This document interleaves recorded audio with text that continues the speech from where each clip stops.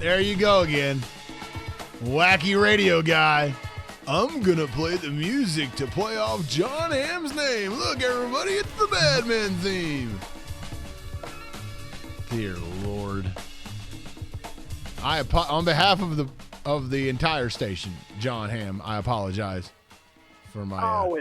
It's all good. And, I mean, personally, I'm more of a fan of Jon Hamm and Bridesmaids than I am of the Mad Men, but that's just me. Oh, really? Jon Hamm in Mad Men was fantastic. Or, I'm sorry, in Bridesmaids was fantastic, I thought. Really? See, Yeah. I go Mad Men first, but, you would know more than me. And I would also say that that Todd did a great job of also plugging you before this segment began, in that he said that you were coming out of rehab, a 30-day rehab. Good job, Todd. That's what I read on Twitter. It's all over Twitter. All over Twitter. Jon Hamm out of rehab. That's right, yeah. And always believe what you read on the internet, folks. Yeah, Todd. Yeah. Don't be cynical at all. Well, what's the internet saying about Enes Kanter's future with the Thunder? wait a minute. I'll get to that. Let me do the Thunder as a whole first. How much of you wishes that the Thunder had played this way all year long? How much of me wishes? All of me. Although that was really difficult at the start of the year when you're rolling out Sebastian Telfair and Lance Thomas. Well, yeah, maybe let's say a month into the season, Yeah. Hey, look, yeah. Lance Thomas and Ish Smith are balling right now in the Eastern Conference. Yeah. And who do they play for again? Sixers and Knicks. Just the best ever. Yep. Yeah, man, it is pretty remarkable to see how they're playing lately, and it's just been a struggle all season. Not only with the injuries, but integrating in Dion Waiters and dealing with the Reggie Jackson situation, and pulling off some big trades, and it seems like day in day out there's another injury that happens that makes you go back to the drawing board, and the result of that now, I mean, they have got something that is their offense is just dynamic right now. Defense needs a little work, but I mean, offensively, they are pretty phenomenal at the moment.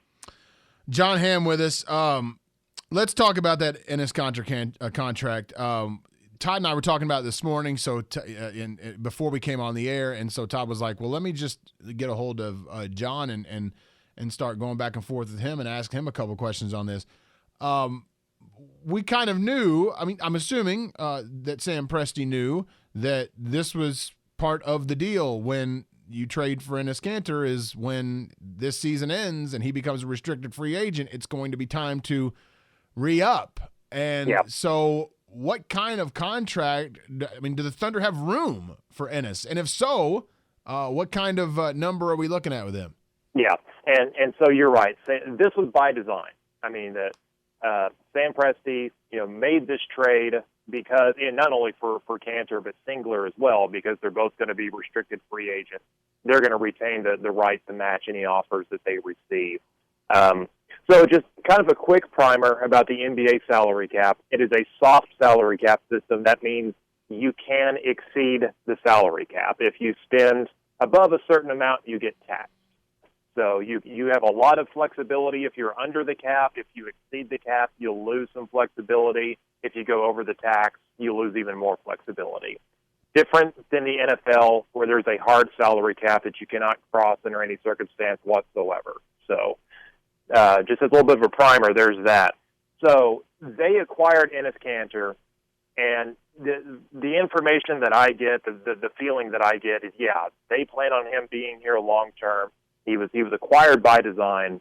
The salary cap is getting ready to spike in 2016. And the luxury not tax this line. year. Not this year. Right. Not this year. So the salary cap's going to spike in 2016. It's going to spike again in 2017, and then it's going to settle down a little bit. So what the Thunder are doing, if you think back to that great American icon, Clark Griswold, he knew a Christmas bonus was coming, right? So he put down a deposit on a swimming pool. What a great analogy. Look at you. I can speak to most people when I get into Christmas vacation. Yes, fantastic analogy. Go ahead. Yes. So he knows the Christmas bonus is coming. He puts down a deposit to build the swimming pool. Only the Thunder will actually get that money. They're not going to get a Jelly of the Month Club subscription. Okay. So they are spending in advance next season, I believe the plan is they're probably going to have a pretty stiff luxury tax bill, and they're okay with that.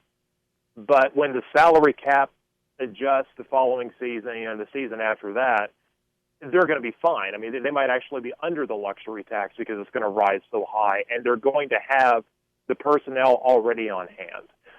So we're that's talking a little bit of their strategy. So well, let me ask you this. Do you expect the Thunder to just go ahead and sign him before we get to actual free agency where offers can be thrown out there?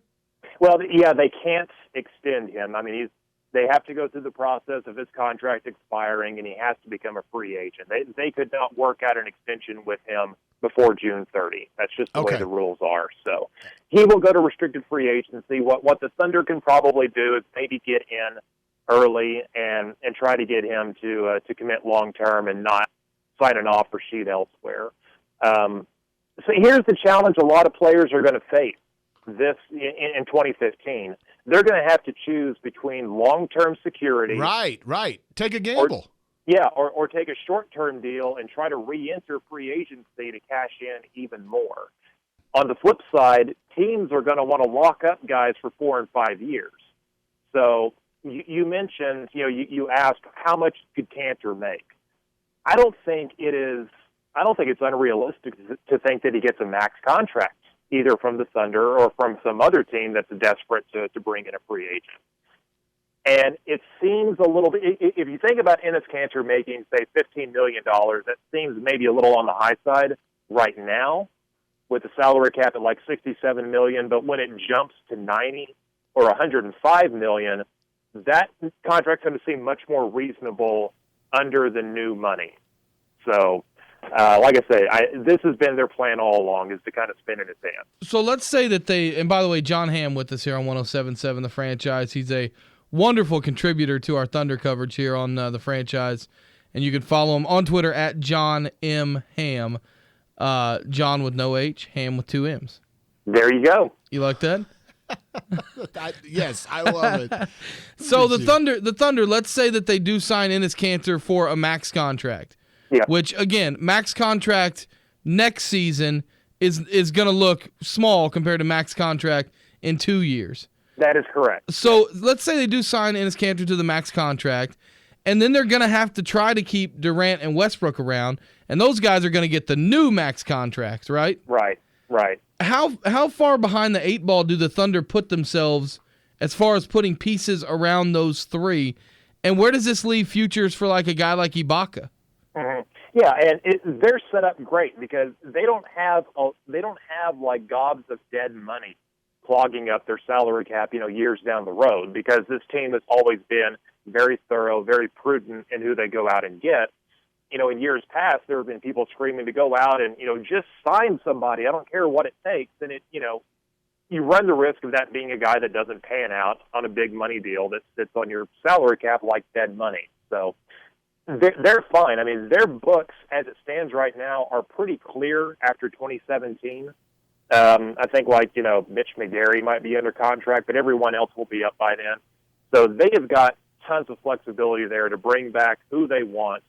They may have to make a difficult decision on a guy or two in the future. I don't necessarily think it would be any of the key players, but they are set up beautifully to be able to not only re-sign Kanter to a max deal this coming summer, but then also extend similar offers to Durant, Westbrook, Ibaka whenever their contracts come up. Correct me if I'm wrong, but it seems as if Sam Presti's one of his goals has been get rid of all that dead money and get at the teams that want that dead money because they want all the cap space in 2 years, right? Yeah, that is definitely true. I mean, Sam Presti, he built this team largely by having cap space and absorbing contracts from other teams and saying, well, in exchange for that, I need draft picks. And so, yeah, he's been on that side of it, and he's continuing to leverage that today. And again, the Perkins contract is one that gave some people some heartburn, but in the end, It's a good thing they didn't amnesty him. He came in handy when they had to go get Enes Kanter here at this deadline, and they've always been very careful in how they've spent so that they don't find themselves into an uncomfortable corner. All right, hypothetical, and this is just for fun because obviously this could never happen, and it did never happen. Hypothetical, this year is James Harden's last year with the Thunder before he becomes a free agent. Would they be able to sign James Harden long-term on a max deal like they are Kanter? No. Basically, what I'm saying is if the cap were going up the year after James Harden left Oklahoma City, would they have handled that differently, and would he still be here? So, that's one angle, the salary cap angle, to look at the James Harden situation. I think the bigger problem there is that new rules came into effect in 2011.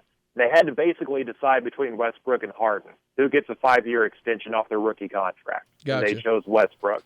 Harden was always going to be the third wheel in Oklahoma City, no matter what.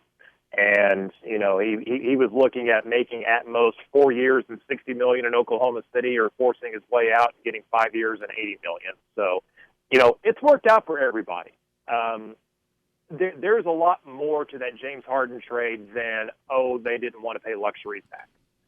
That was a consideration, but it had a whole lot more to do with James Harden and whether he wanted to be in Oklahoma City anymore. So we can talk about hypotheticals and would they have paid the tax to do it and all that stuff, but, in the end, that was a divorce that was coming one way or another. And I'm not saying it would have devolved to the point of the Reggie Jackson situation. We don't know. But I think that was a situation that they were clearly mindful of at the time. John, you'll learn pretty quick. That's all we do is talk hypotheticals. The damn Harden story will never, ever, ever end. Dear Lord. No. It's one of the fascinating trades. It quite honestly is, and it's kind of a watershed moment. Yep, no doubt. And Zach Lowe loves it. Zach Lowe still loves it too. It's not just local; it is national. It is national, definitely. Last one I got for you. How accurate would I be to predict that because the salary cap is going up exponentially in two off seasons from now, 2016, that we will see a record number of teams go over the salary cap this off season? Yeah, I think that's definitely the case because, like I mentioned, there are a lot of teams that, in other words, the salary cap is going up. That doesn't mean every team is automatically getting an extra $23 million spent. Teams that have been planning for 2016 in advance, like Houston and Washington, they're going to find more money to spend. But there are a number of teams that could be there in the middle where the salary cap jumps and they don't really have the tools to take advantage of that new money. Because a lot of salary cap exceptions, their values are set in stone. Like that mid-level exception that teams can use to sign free agents. The value of those exceptions is set in stone. So you're going to see teams, I believe, willing to go into the tax like Oklahoma City this season, in 2015, to re-sign guys and also to try to sign them long-term, again, because 2-3 years down the road, that quote-unquote max salary is going to be a very reasonable contract, under the new era after this tidal wave of money comes into the league. 10-4. John, we always appreciate it. John, how much we love you. We're going to send you a membership to the Jelly of the Month Club because it's the gift that keeps on giving. We appreciate it. Fantastic. All right, guys. Thanks, bye. The whole year round.